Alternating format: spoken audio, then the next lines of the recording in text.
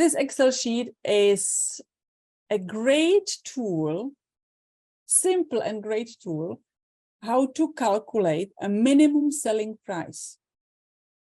And how does it work? Is that you need to understand what will be the best selling price or the minimum selling price, your minimum ADR, which you should reach in that period of time, in a year, for example, in this case, is that we need to understand what are our costs. If we do not know our costs, we are simply not able to say if a certain selling price is the right for us or not. And I'm saying for us, not for the competition. Okay, because as we do not know the cost of the competition, we cannot simply justify why their decision on a pricing, on their cancellation policies, on their restrictions, on their marketing expenses. We have no idea what is inside the competition. Therefore, we can really say why they are selling for 50 and why they are pushing you and your mind to sell also for 50. But well, in your case, it's not going to work 50 because then you will be not reaching even break even, for example. So this table is very powerful because you will be able to identify your expected income, your profit. You'll be able to add information about how many rooms you have and what should be the occupancy you're going to be reaching. So you say, okay, if I'm going to have the occupancy of 30%, what should be my selling price if I'm going to have certain cost level?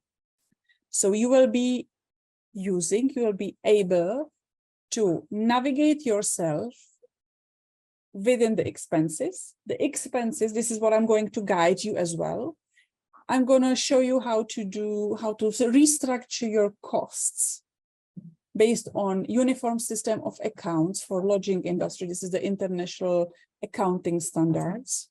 And I will do it in a very simple way. Okay, we will not do it as a Four Seasons, Kempinski, and Intercontinental. We will just do a nice, let's say, approach to that. So you can simply do it and not feeling overwhelmed that this is something only for the big properties. As soon as you're going to navigate yourself within the expenses, and you will be able to find out which expenses are fixed and which are variable, then you will be simply able to see that if I would like to have my expected profit 150,000 euros, I will be selling in my property 9,600 room nights, which is equal to, what was the occupancy? 56, almost 56% occupancy. With my variable and fixed cost, I will be here able to come up to a decision, or let's say to a feedback, like letting my numbers talk. How much should be my selling price? So in this scenario, with those costs, which I'm predicting, or they are based on what I used to spend in the past, I should be selling for 90 euro.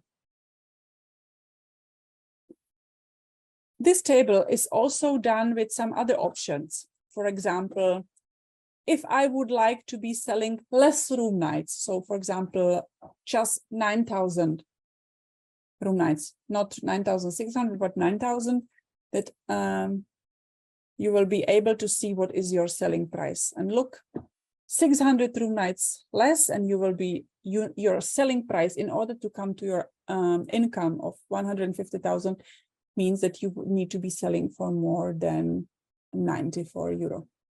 So this is just the basic info about what is going to happen tomorrow, because I would like to show you more within this spreadsheet.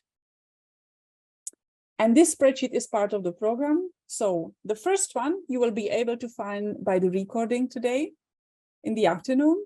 But this spreadsheet, the second one, which I'm going to show you tomorrow, it is part of the program. This is like a framework, introduction, explanation how you can work with USALI, how you can restructure your accounting, how you can, everything, make it happen. So for independent properties, it is not overwhelming to, navigate yourself within the expenses, because they are, as you have seen, quite significant.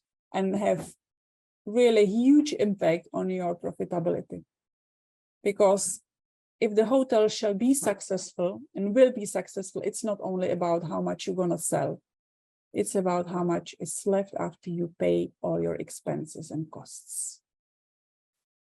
And debts, if you have any, because you have been building the hotel or reconstructing, or you are planning to do so.